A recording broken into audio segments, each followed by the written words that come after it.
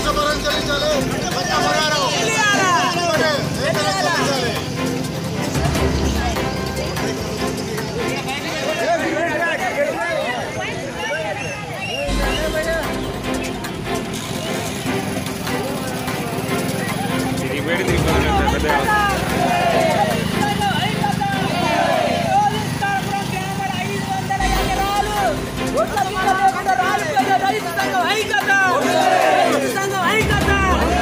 రైతులు పెట్టుదనం తింటారు, ఇంతవరకు రోడ్డు మీదకి రావట్లేదు. ఎంఆర్ఓ గారు ఏమనుకుంటున్నావా? ఈరోజు రైతు సంఘం ఐక్యత, రైతు సంఘం ఐక్యత.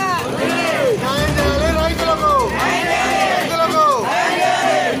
ఎండిపోయిన రాలిపోయిన